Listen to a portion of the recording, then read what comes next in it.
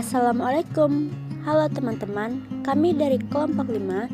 Nah, di sini kami akan mempresentasikan hasil diskusi kami yang berjudul tentang penerapan teori tipe Myers-Briggs atau MBTI. Nah, sebelum kami memulainya, saya akan memperkenalkan anggota kelompok saya. Yang pertama itu ada saya sendiri, Dita Mutia Febra dengan NIM 12021510002. Kemudian ada Anju Jupiter Sinaga dengan NIM 12021510009. Kemudian ada Glady Orin Tampu Bolon dengan NIM 12023510002. Nah, baik, selanjutnya ada pendahuluan. MBTI atau Myers-Briggs Type Indikator mengenai tipe kepribadian adalah sebuah alat yang mempunyai cukup banyak kegunaan. Pekerjaan yang luas mengidentifikasi tipe kepribadian di awal tahun 1900-an oleh psikiater Swiss Carl Jung menegaskan bahwa individu memiliki preferensi mental atau psikologis untuk melakukan tugas-tugas tertentu. Banyak proses mental manusia tidak sadar tapi tetap mendikte berbagai sifat-sifat pribadi dan pilihan. Misalnya, pola komunikasi yang disukai, kebiasaan belajar, cara relaksasi, dan stres. Jung menggunakan pengetahuan ini dalam menangani pasien, siswa, dan orang-orang dengan siapa ia datang ke dalam kontak, dan ia menulis dan berceramah tentang teori preferensi kepribadian. Selanjutnya, sebagai hasil dari penelitian dan pengembangan Myers dan Briggs tahun 1943 sampai 1976, tujuan mereka adalah satu, untuk membantu orang memahami diri mereka sendiri dan satu sama lain, sehingga mereka mungkin bekerja di bidang pekerjaan yang cocok dengan jenis kepribadian mereka. Yang A. Penerapan MBTI di TK atau Taman Kanak-kanak. Di era globalisasi ini, makin banyak peluang dan tantangan untuk dikenalkan pada anak dalam pendidikan anak usia dini, bahwa profesi pekerjaan yang ada saat ini beragam, sehingga anak perlu mengetahui banyak karir yang sesuai dengan minat, bakat, dan kemampuan individu. Tidak seperti apa yang terjadi selama ini, bahwa anak hanya mengenal beberapa jenis karir yang menjadi favorit anak usia dini, yang kemungkinan besar dikarenakan doktrin orang tua, sehingga yang dikenalkan hanya profesi strategis yang dianggap oleh orang tua sebagai suatu profesi penghasil uang, tanpa memikirkan berapa biaya yang harus dikeluarkan nantinya ataupun kemampuan apa yang harus menjadi bekal anak untuk bisa menjadi seorang dokter, polisi, tentara, pilot, atau guru. Untuk jenis karir lainnya, hampir anak tidak mengenal karena orang tua sendiri kurang paham dan kurang tahu persiapan apa yang harus diberikan pada anaknya untuk meraih ke profesi lainnya. Untuk menghindari kesalahpahaman dalam pemilihan karir, maka karir yang akan diperoleh anak harus sudah dikenalkan mulai usia dini, sehingga karir tidak lagi hanya sebuah pekerjaan, tetapi lebih dari itu seseorang dalam memilih dan menentukan karir adalah untuk kepuasan hidupnya dan untuk berlangsung sepanjang hidupnya.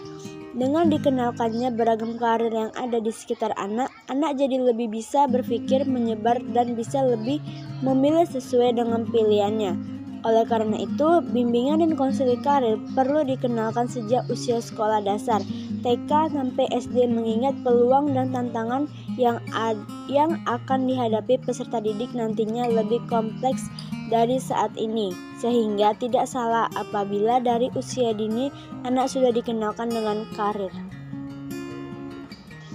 Tes psikologi anak penting dilakukan untuk mengetahui perkembangan dan kemampuan anak. Tes psikologi anak usia dini adalah rangkaian tes yang diberikan kepada anak prasekolah untuk mengukur kemampuan dan minat anak. Seperti kita ketahui, setiap anak memiliki kepribadian yang berbeda. Oleh orang tua biasanya mengajak anak untuk melakukan tes psikologi anak prasekolah untuk mengukur beberapa kemampuan antara lain. 1. Kecerdasan umum IQ. Kecerdasan umum adalah kemampuan yang dimiliki seorang anak untuk bertindak, memecahkan masalah, berpikir, bertindak menghadapi sesuatu dengan logika secara efektif untuk beradaptasi di lingkungan. Yang kedua, kemampuan wicara. Kemampuan wicara pada anak perlu dipastikan apakah anak sudah bisa berbicara jelas dan sesuai dengan usianya. Kemampuan bicara yang tidak optimal akan mempengaruhi proses belajar anak, tidak bisa menyerap materi yang diberikan oleh guru di sekolah. Yang ketiga, koordinasi sensomotorik. Koordinasi sensomotorik adalah keterampilan motorik yang dimiliki anak, baik motorik halus ataupun kasar. Motorik halus adalah keterampilan fisik pada anak yang melibatkan otot kecil seperti menulis, menyusun balok, dan seterusnya. Sedangkan motorik kasar adalah gerakan yang memerlukan koordinasi otot-otot besar seperti berlari, duduk, dan menendang. Yang keempat, kematangan emosi. Kematangan emosi adalah kemampuan pada anak dalam memberikan respon emosi terhadap lingkungan, seperti persepsi visual, daya ingat, konsentrasi, hubungan sosial. Setelah mengikuti tes psikologis anak, diharapkan orang tua lebih bijaksana saat menyikapi hasil tes. Pasalnya, tes psikologi anak usia dini hanya melihat kecenderungan arah minat. Anak usia prasekolah memiliki suasana hati yang berubah-ubah. Jadi hasil tes tidak bisa dijadikan acuan 100%.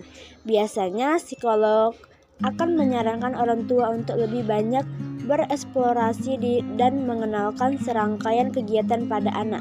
Jadi tes psikolog tadi dapat ditinjaulanjuti untuk berkembang anak. Jangan lupa ikuti saran yang diberikan oleh psikolog untuk kemajuan diri anak.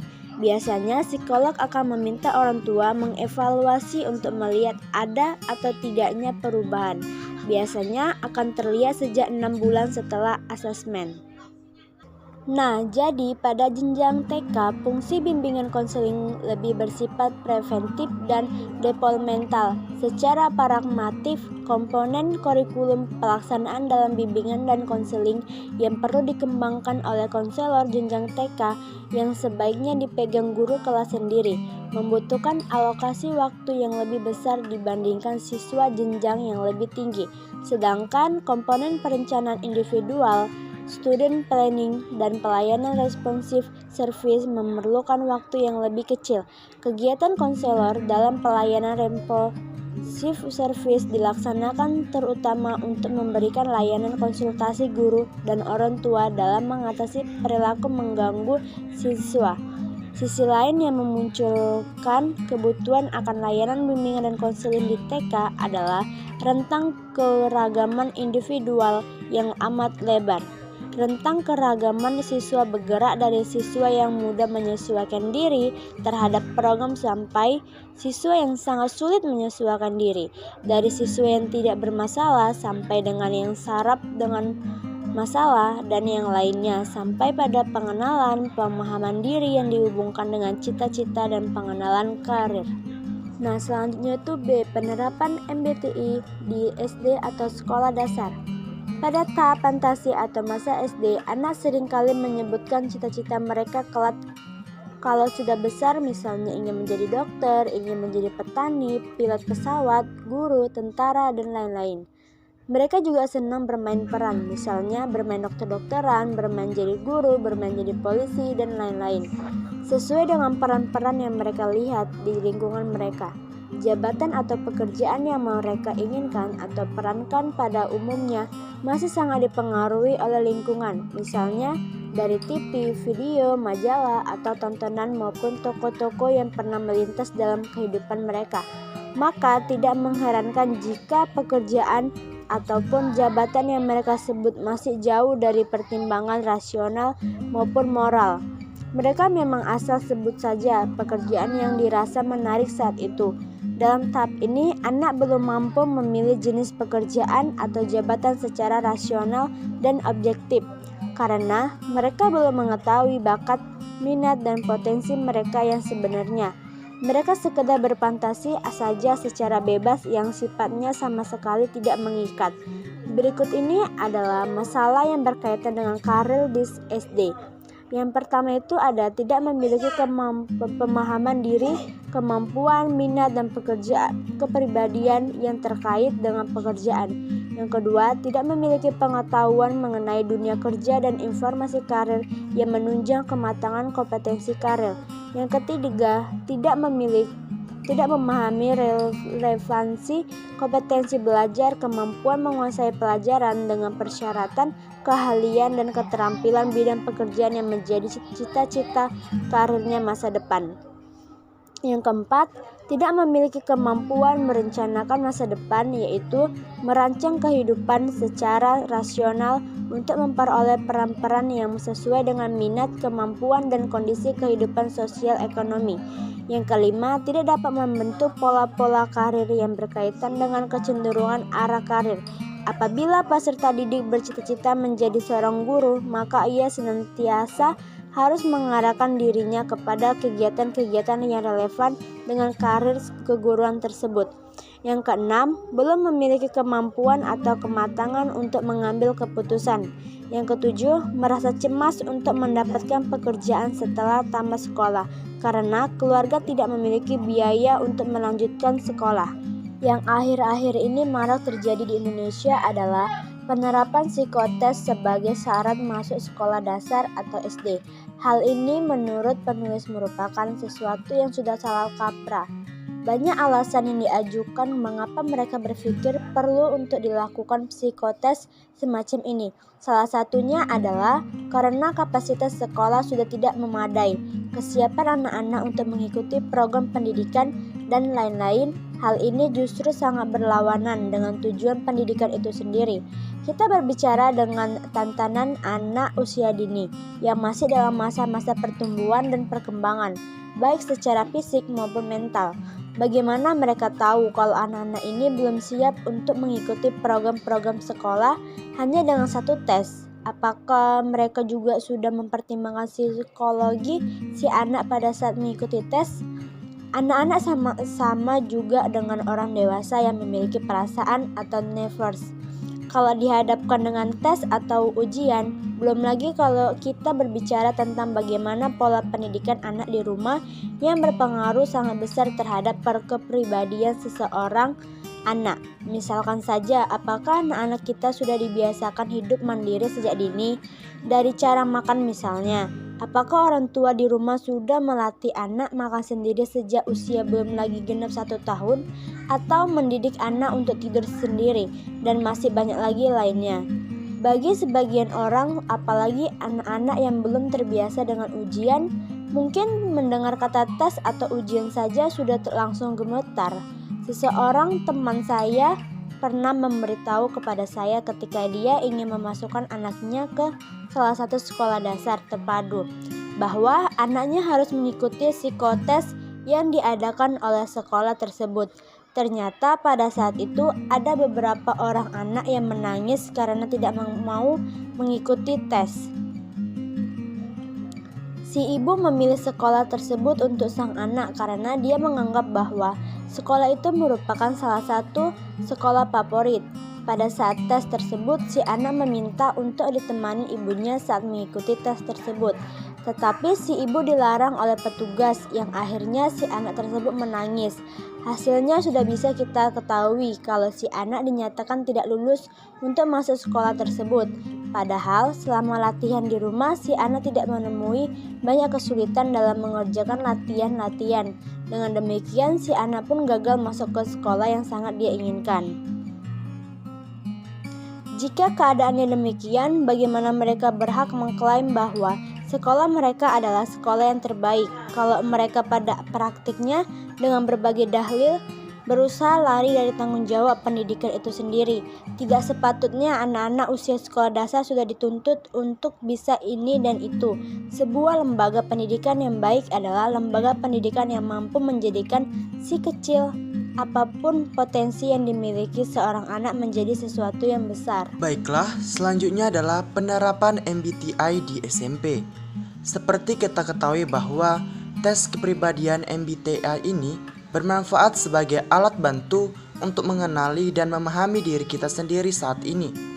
Namun, kepribadian kita akan terus berubah seiring dengan waktu, sehingga jangan heran bila hasil Myers-Briggs Type Indicator ini yang diperoleh hari ini akan berbeda dalam 5 tahun atau 10 tahun yang akan mendatang. Artinya, kita bisa menggunakan berbagai tes kepribadian yang ada sebagai alat bantu untuk mengenali dan memahami diri sendiri. Dengan begitu, kita bisa menyikapi keadaan dan merancang solusi atas persoalan yang dihadapi saat ini. Merujuk pada sebuah skripsi dengan judul Pengaruh Model Pembelajaran Kooperatif Tipe Auditory Intellectually Repetition AIR terhadap kemampuan pemahaman konsep matematis siswa SMP ditinjau dari tipe kepribadian dimensi Myers-Briggs, di mana ini adalah penerapan MBTI di SMP sebagai contohnya, yang dimana pada skripsi ini mengemukakan bahwa model pembelajaran kooperatif itu adalah suatu model pembelajaran yang mana siswa belajar dalam kelompok-kelompok kecil yang memiliki tingkat kemampuan berbeda. Dalam kelompok-kelompok kecil tersebut, setiap anggota saling bekerja sama dan membantu untuk memahami suatu bahan pembelajaran.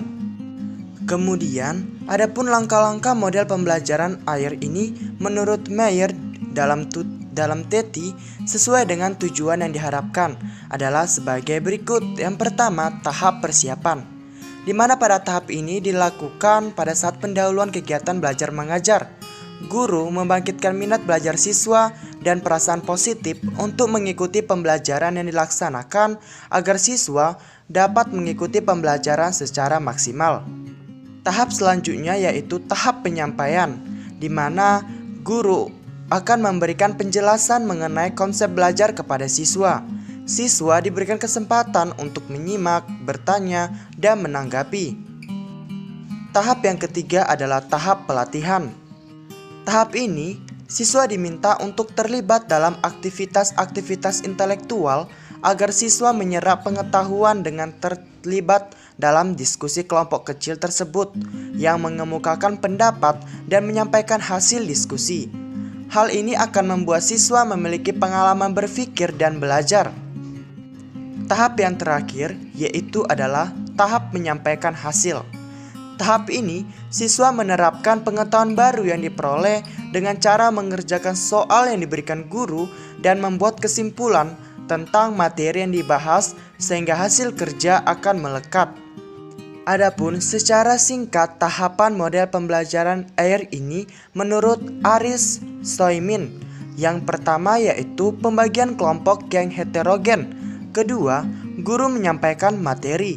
Ketiga, presentasi dan diskusi.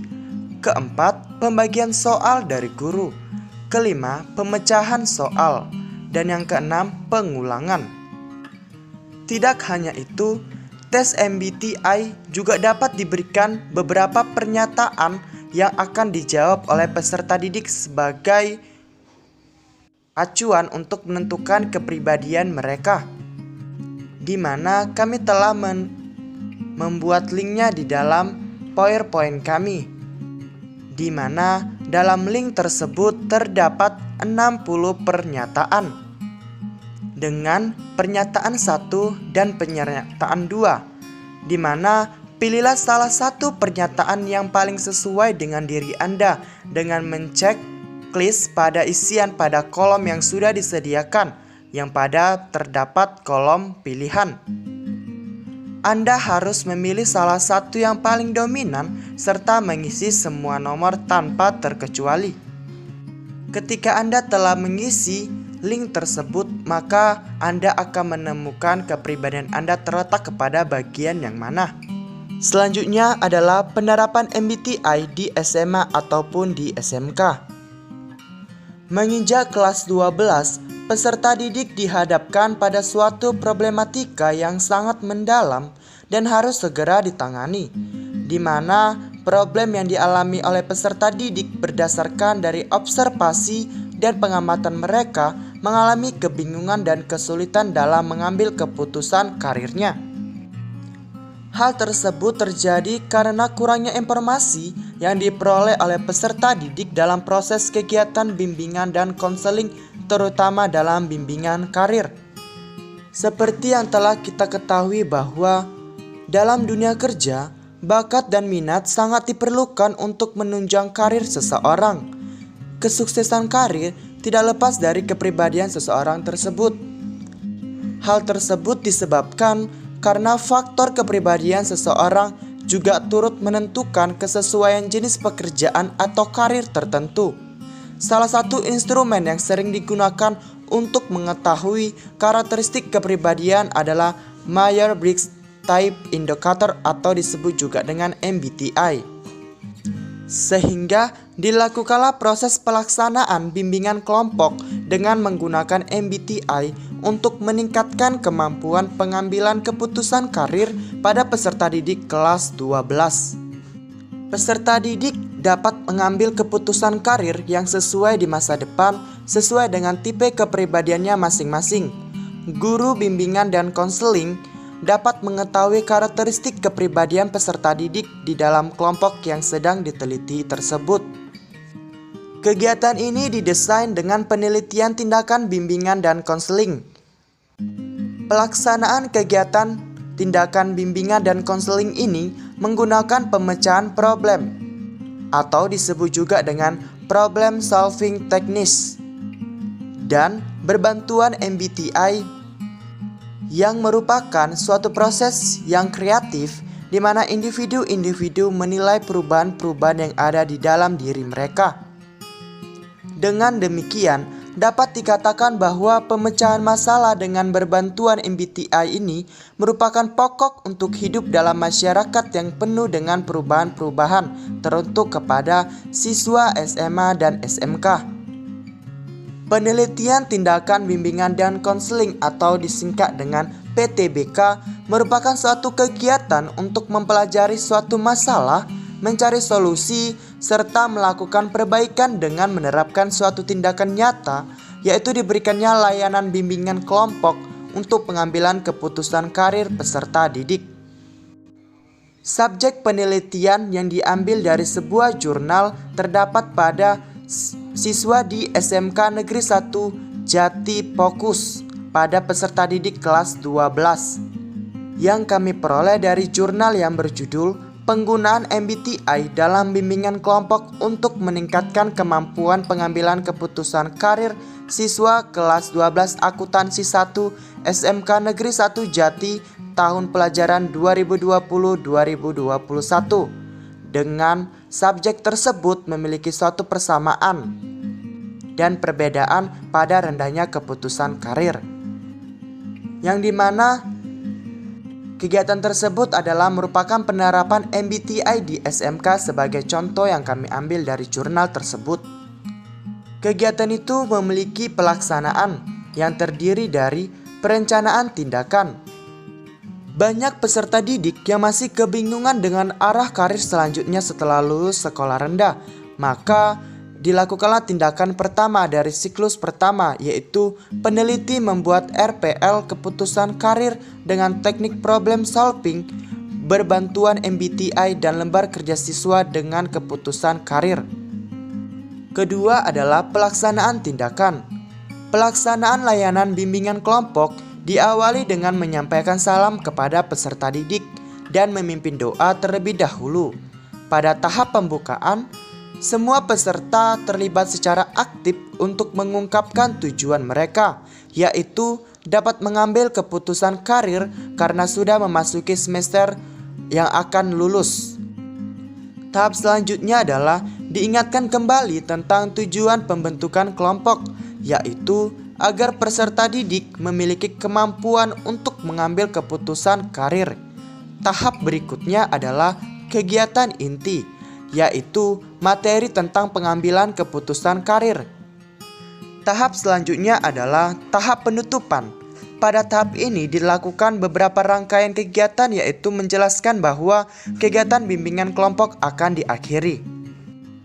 Setelah kita akan melaksanakan pelaksanaan tindakan tersebut dalam bimbingan kelompok itu, maka selanjutnya adalah observasi hasil evaluasi proses, yang dimana Hasil ini diisi oleh guru BK yang melaksanakan bimbingan kelompok tersebut. Selanjutnya adalah refleksi tindakan. Refleksi tindakan diambil dari evaluasi hasil yang telah disusun tadi. Peneliti melakukan refleksi dengan menyiapkan 3 evaluasi untuk mengukur ketercapaian tujuan pengenalan, akomodasi, tindakan dari peserta didik tersebut. Hasil akhir penelitian ini dapat menjawab permasalahan, yaitu apakah metode bimbingan kelompok dengan teknik problem solving berbantuan MBTI dapat diterima peserta didik dalam pengambilan keputusan karir mereka. Sehingga dapat ditarik kesimpulan bahwa peserta didik yang telah mengikuti bimbingan kelompok tersebut mendapat layanan yang menunjuk kepada kategori baik. Implementasi bimbingan kelompok dapat mengembangkan kompetensi profesional, pedagogik, sosial, dan kepribadian konselor di sekolah. Sehingga dalam penerapan MBTI di SMA dan di sekolah SMK dapat dilakukan dengan layanan bimbingan kelompok yang komprehensif yang memerlukan kolaborasi untuk pengembangan kompetensi konselor sekolah. Yang nantinya dalam hasil tersebut dapat mengembangkan kompetensi profesional konselor sekolah dan membantu para peserta didik dalam menentukan karir untuk kedepannya. Nah, setelah itu masuk ke penjelasan penerapan MBTI di perguruan tinggi. Setelah tadi kita mendengarkan penjelasan penerapan MBTI di jenjang TK, SD, SMP, SMA maupun SMK, sekarang ke perguruan tinggi. Sekarang kita ke implementasi halaman home aplikasi. Seperti yang kita ketahui, implementasi dalam Kamus Bahasa Indonesia artinya pelaksanaan atau penerapan. Selanjutnya itu, kami akan menjelaskan aplikasi pengenalan tipe kepribadian MBTI ini. Yang pertama, kita masuk ke dalam halaman login. Nah, kalau kita kan masuk ke dalam suatu aplikasi, pastinya akan ada halaman login. Halaman login merupakan halaman yang digunakan oleh user untuk bisa masuk dan mengakses ke dalam sistem. Halaman login ini akan mengelola dan melakukan autentifikasi kepada user yang sedang login. Halaman login di sini dapat diakses oleh semua user, pengguna, yang dimana penggunanya itu yaitu mahasiswa, dosen pembimbing akademik, atau yang disingkat dengan DPA, dan administrator. Apabila hasil autentifikasi bahwa yang sedang login adalah mahasiswa, maka sistem akan mengarahkan ke halaman mahasiswa. Dan kalau apabila DPA login, maka sistem mengarahkan ke halaman DPA. Dan apabila kalau administrasi yang login, maka sistem akan otomatis ke halaman administrator. Di sini kita melihat gambar dari halaman login, contohnya. Dan setelah kita berhasil login, selanjutnya yaitu ada halaman home mahasiswa. Halaman beranda atau home mahasiswa merupakan halaman pertama kali yang akan ditampilkan ketika mahasiswa masuk ke dalam sistem. Dalam halaman beranda mahasiswa ini terdapat tulisan selamat datang yang menandakan mahasiswa sudah masuk ke dalam sistem di samping. Terdapat 6 menu yang akan ditampilkan dalam halaman ini, seperti menu home, menu profil mahasiswa, menu rule atau petunjuk pengerjaan soal, menu tes MBTI, menu result atau hasil akhir, dan terakhir menu logout untuk keluar. Untuk lebih jelasnya, implementasi halaman home, kita dapat melihat gambar dari gambar berikut ini, yaitu gambar 4-3 halaman home mahasiswa. Nah, setelah ada tulisan selamat datang, selanjutnya kita masuk ke halaman profil mahasiswa. Halaman profil mahasiswa merupakan halaman yang digunakan untuk menampilkan data informasi terkait mahasiswa.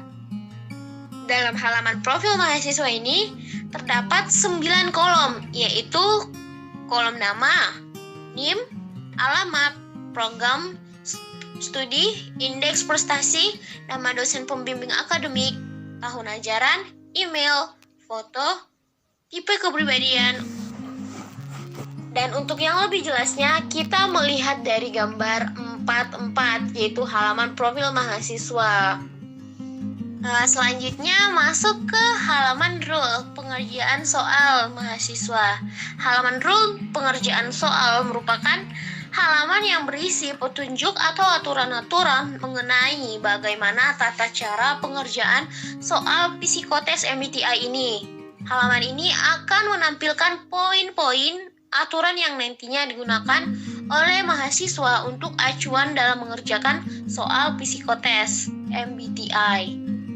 Nah, untuk yang lebih jelasnya, implementasi halaman rule pengerjaan soal dapat dilihat pada gambar 45.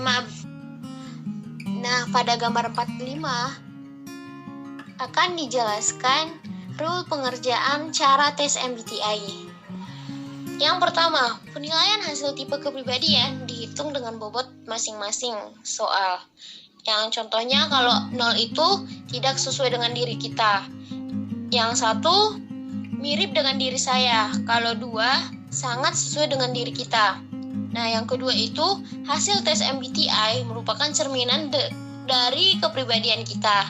Yang ketiga, kita menjawab setiap item pertanyaan dengan jujur sesuai dengan diri kita masing-masing.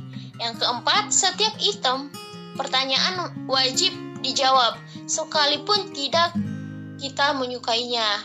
Yang kelima, estimasi waktu pengerjaan hanya tidak lebih dari 30 menit. Apabila telah selesai menggerakkan soal dan ingin beralih ke soal berikutnya, maka kita bisa memilih tombol next soal. Yang ketujuh, tombol previous soal digunakan apabila ingin melihat jawaban kita yang sebelumnya. Yang kedelapan, tombol next soal hanya bisa dipilih apabila semua item pertanyaan telah dijawab seluruhnya. Itulah penjelasan dari halaman rule pengerjaan soal gambar 45. Nah, selanjutnya itu kita masuk ke halaman beranda psikotes MBTI mahasiswa. Halaman beranda atau home psikotes MBTI merupakan halaman pertama kali yang akan ditampilkan ketika mahasiswa memilih menu tes MBTI. Dalam halaman beranda psikotes MBTI ini terdapat konten petunjuk pengerjaan yang menampilkan bobot nilai dari setiap jawaban. Kemudian terdapat waktu yang nantinya digunakan untuk mengukur seberapa lama mahasiswa mengerjakan psikotes MBTI. Halaman ini juga akan menampilkan progress bar yang berfungsi untuk mengetahui berapa jumlah yang kita kerjakan. Kemudian yang telah terdapat button mulai tes. Apabila dipilih, maka mahasiswa akan diarahkan menuju soal-soal psikotes yang siap untuk dikerjakan. Nah, untuk yang lebih jelasnya, implementasi halaman beranda tes MBTI ini dapat kita lihat pada gambar 46. Selanjutnya yaitu halaman psikotes MBTI mahasiswa. Halaman psikotes MBTI merupakan halaman yang digunakan untuk mengerjakan soal.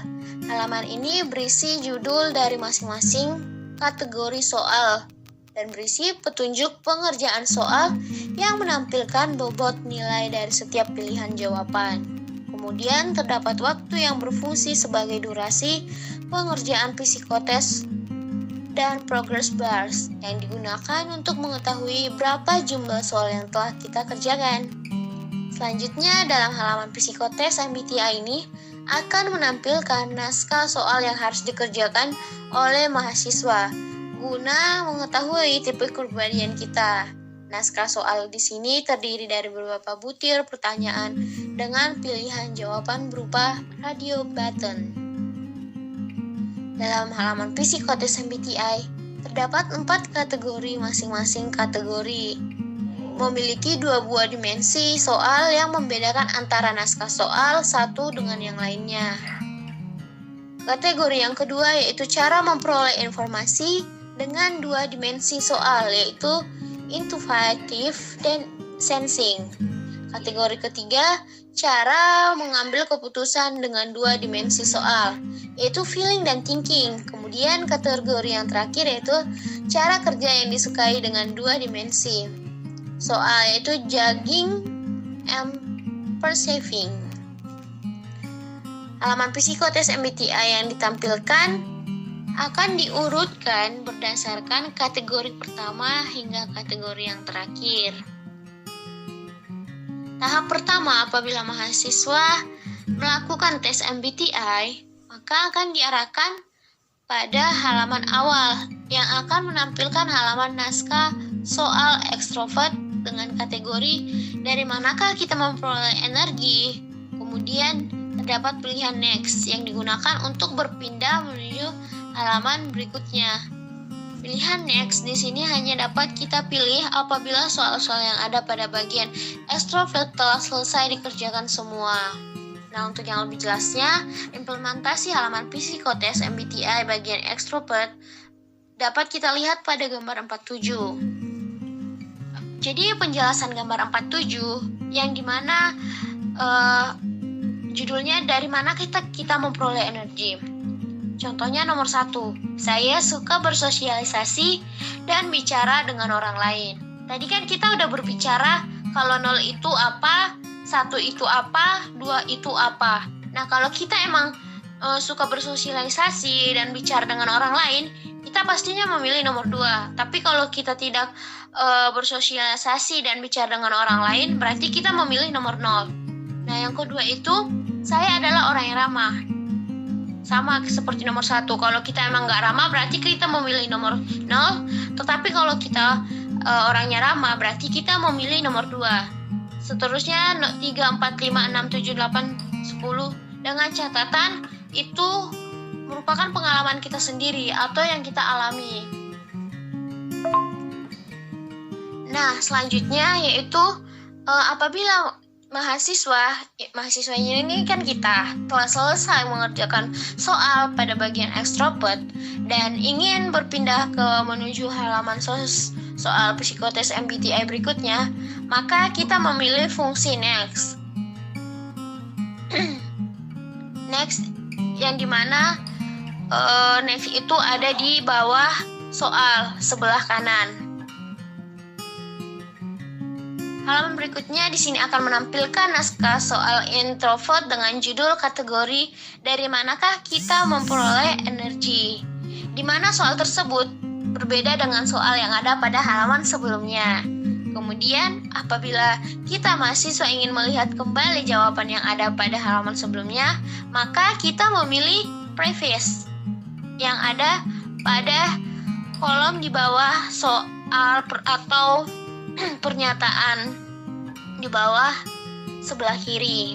Kita akan menekan itu dan akan kembali ke halaman sebelumnya. Nah, untuk yang lebih jelasnya, implementasi halaman psikotes MBTI bagian introvert kita lihat pada gambar 48. Nah, penjelasan dari gambar 48 ini yaitu dari manakah kita memperoleh energi. Pernyataan pertama yaitu saya canggung berada di antara orang yang saya kenal. Ini sama seperti pernyataan tes MBTI bagian ekstrovert. Begitu juga dengan introvert, caranya sama. Kalau emang kita canggung berada di antara orang yang baru kita kenal, yaitu kita memilih nomor 2. Tapi kalau kita nggak canggung, berarti kita memilih 0. Selanjutnya, apabila kita mahasiswa telah selesai mengerjakan soal pada bagian introvert dan ingin berpindah menuju halaman soal psikotes MBTI berikutnya, maka dapat kita memilih fungsi next yang ada di bawah pernyataan sebelah kanan. Halaman berikutnya di sini akan menampilkan naskah soal intuitif dengan judul kategori bagaimana cara kita memperoleh informasi, di mana soal tersebut berbeda dengan soal yang ada pada halaman yang sebelum-sebelumnya. Kemudian, apabila mahasiswa ingin melihat kembali jawaban yang ada pada halaman yang sebelumnya, kita dapat memilih pilihan previous. Untuk lebih jelasnya, implementasi halaman psikotes MBTI bagian intuitif dengan dapat kita lihat pada gambar 49. Nah, kalau kita udah selesai mengerjakan soal pada bagian intuitif dan ingin berpindah menuju ke halaman soal psikotes MBTI, maka dapat memilih fungsi next. Halaman berikutnya akan menampilkan naskah soal sensing dengan judul kategori bagaimana cara kita memperoleh informasi, di mana soal tersebut berbeda dengan soal yang ada pada halaman sebelumnya. Kemudian apabila mahasiswa dapat melihat kembali jawaban yang ada pada halaman sebelumnya, maka dapat memilih pilihan previous. Untuk lebih jelasnya, implementasi halaman psikotes MBTI bagian sensing dapat dilihat pada gambar 410. Yang dimana pernyataannya itu yaitu 1. Saya cenderung praktis, realistis, dan bekerja berdasarkan fakta. Kalau itu kenyataan untuk diri kita memilih nomor 2. Dan kalau emang itu melenceng dari kita memilih nomor 0. Nah, selanjutnya kita kalau udah selesai mengerjakan soal pada bagian sensing dan ingin berpindah menuju halaman soal psikotes MBTI, maka kita akan memilih tombol next. Dan kalau kita ingin melihat jawaban kita yang sebelumnya, kita memilih previous. Selanjutnya yaitu dengan judul kategori bagaimana cara kita mengambil keputusan. Yang lebih jelasnya, implementasi halaman psikotes MBTI bagian feeling dapat kita lihat pada gambar 411 ini, yang dimana pernyataan 1 yaitu saya dapat memahami perasaan orang lain. Sama seperti pernyataan sebelum-sebelumnya atau sama dengan petunjuk sebelum-sebelumnya. Kalau itu tidak diri kita memilih 0. Kalau 2 itu diri kita. Nah, selanjutnya apabila kita telah selesai mengerjakan soal pada bagian feeling, kita akan menuju ke halaman bagaimana cara kita mengambil keputusan. Yang untuk lebih jelasnya, implementasi halaman psikotes MBTI bagian thinking dapat kita lihat pada gambar 412, yang dimana pernyataan 1 yaitu dalam membuat keputusan saya cenderung berpikir secara logis. Dan yang pernyataan kedua, saya suka berdebat dan mempertahankan pendapat saya. Pernyataan ketiga, saya kurang dapat memperhatikan perasaan orang lain. Dan dia memilih nomor 0, berarti dia tidak dengan diri kita, seperti itu. Selanjutnya, apabila kita mahasiswa telah selesai mengerjakan soal pada bagian thinking, dan kita ingin berpindah ke halaman soal psikotes MBTI berikutnya, maka kita ke halaman atau yang judulnya cara kerja seperti apa yang lebih kita sukai. Untuk lebih jelasnya, implementasi halaman psikotes MBTI bagian jogging dapat kita lihat pada gambar 413, yang dimana pernyataan saya itu tertulis, saya sudah berkonsentrasi jika lingkungan sekitar saya berantakan. Yang kedua, saya membuat daftar apa yang harus dilakukan. Selanjutnya, kalau kita udah selesai mengerjakan soal pada bagian jogging, kita akan masuk ke judul kategori cara kerja seperti apa yang lebih kita suka. Nah, jadi pernyataan 1 isinya pada gambar 14 isinya yaitu saya dapat bersikap santai dan fleksibel terhadap perubahan rencana. Nah, berarti ini memilih nomor 2. Berarti itu sangat mirip dengan dirinya. Nah, masuklah kita ke halaman result tipe kepribadian mahasiswa. Halaman hasil tipe kepribadian atau result merupakan halaman yang berisi hasil jawaban psikotes MBTI yang telah kita kerjakan oleh mahasiswa. Halaman result ini akan menampilkan nama mahasiswa, NIM, waktu mengerjakan, yang berupa durasi mahasiswa dalam mengerjakan psikotes tipe kepribadian berdasarkan naskah soal yang telah diselesaikan, dan deskripsi tipe kepribadian yang berupa penjelasan mengenai tipe kepribadian. Kemudian terakhir terdapat pilihan detail yang digunakan untuk mengetahui detail secara rinci dan tipe kepribadian yang diperoleh. Untuk lebih jelasnya, implementasi halaman hasil tipe kepribadian atau result dapat kita lihat pada gambar 4.15 ini. Nah kan, gambar 4.15 ada di situ tertulis nama, ini waktu pengerjaan, hasil tipe kepribadian, deskripsi tipe kepribadian. Ya, selanjutnya itu halaman detail hasil tes MBTI. Halaman detail hasil tipe kepribadian merupakan halaman yang berisi gambaran dan penjelasan secara terperinci terkait hasil jawaban psikotes MBTI yang telah dikerjakan mahasiswa.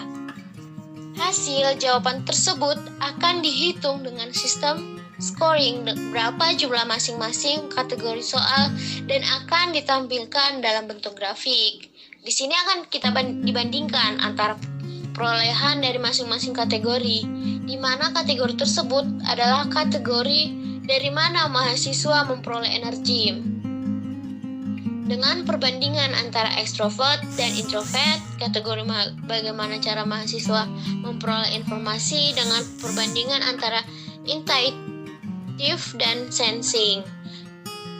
Kategori bagaimana cara mahasiswa memperoleh informasi dengan perbandingan antara feeling dan thinking, dan yang terakhir kategori cara kerja seperti apa yang lebih mahasiswa sukai dengan perbandingan antara jogging dan perceiving. Untuk lebih jelasnya, implementasi halaman detail hasil tes MBTI dapat kita lihat pada gambar 4.16. Nah, kita masuk ke cara perhitungan tes kepribadian MBTI. Perhitungan tes MBTI dilakukan dengan membandingkan beberapa hal. Dalam MBTI yang dibandingkan adalah introvert dan extrovert, sensing dan evaluation, thinking dan feeling, serta jogging dan perceiving. Untuk setiap perbandingan yang ada akan tersedia dengan 15 pertanyaan yang telah ditentukan. Sehingga total pertanyaan terdapat 60 pertanyaan. Dari 15 pertanyaan pada tiap pembanding, misalnya untuk pembandingan extrovert dan introvert, dari 15 pertanyaan yang tersedia akan dihitung beberapa pertanyaan yang dipilih extrovert dan berapa yang memilih introvert. Tes menggunakan IST memerlukan waktu normal 60 menit, sedangkan MBTI 20 menit dan Kraepelin 12,5 menit. Jadi, jumlah waktu yang dibutuhkan dari tes yang dilakukan adalah 92,5 menit. Jika ditambah waktu untuk istirahat dan proses pembagian alat tes dibutuhkan waktu sekitar 2 jam. Dilihat dari lamanya waktu yang dibutuhkan, jika karyawan berjumlah banyak, hal tersebut akan mempersulit psikolog karena harus membaginya menjadi beberapa shift dan karyawan juga harus ditempatkan pada lokasi tertentu. Nah, masuklah kita ke halaman result dengan hasil tes sebelumnya. Halaman hasil tipe kepribadian dengan history merupakan halaman yang berisi hasil jawaban psikotes MBTI yang disertai dengan riwayat pengerjaan tes, yaitu apabila mahasiswa sudah pernah melakukan psikotes MBTI pada waktunya sebelumnya, maka akan ditampilkan riwayat pengerjaan di bagian bawah halaman di mana yang berisi hasil tipe kepribadian mahasiswa pada psikotes sebelumnya. Dan waktu pengerjaan, waktu diisi ini adalah tanggal mahasiswa mengerjakan psikotes MBTI beserta durasi mahasiswa dalam menyelesaikan psikotes. Kemudian terdapat juga pilihan detail yang digunakan untuk mengetahui detail secara rinci dan tipe kepribadian yang diperoleh mahasiswa. Nah, untuk yang lebih jelasnya, implementasi halaman result dengan tes sebelumnya pengerjaan dapat kita lihat pada gambar 4.17. Detail hasil tes sebelumnya.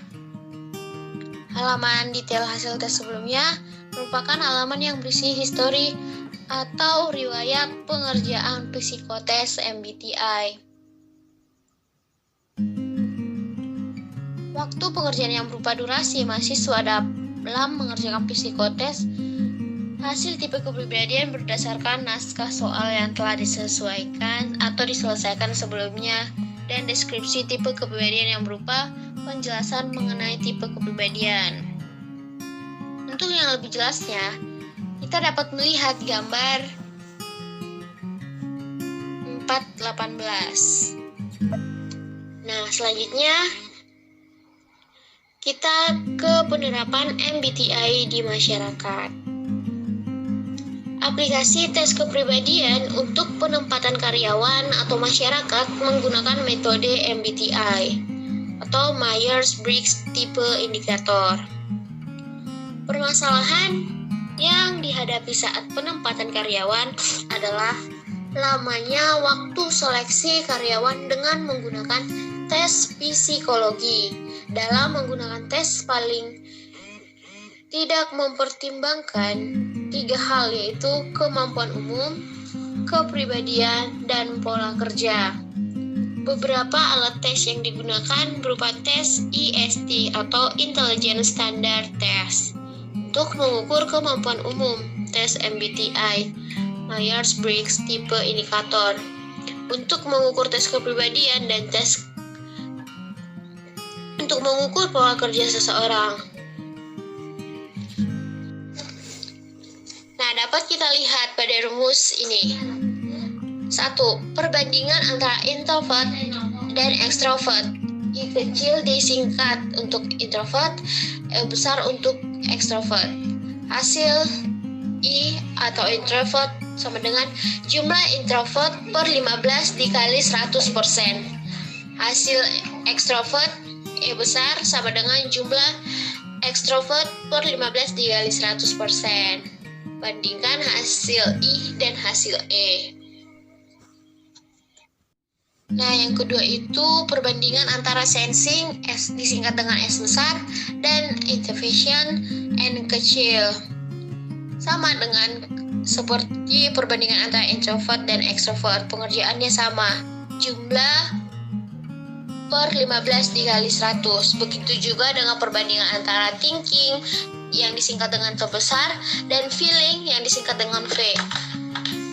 Dan juga sama juga pengerjaannya seperti perbandingan antara jogging yang disingkat dengan J besar dan perceiving yang disingkat dengan P, pengerjaannya sama. Jumlah per 15 dikali 100%. Nah, sekianlah dari hasil pemaparan materi dari kelompok kami ini tentang penerapan teori Myers-Briggs Type Indicator atau MBTI. Nah, semoga dengan apa yang kami jelaskan ini bisa bermanfaat buat teman-teman semuanya. Sekian dari kami, saya ucapkan terima kasih.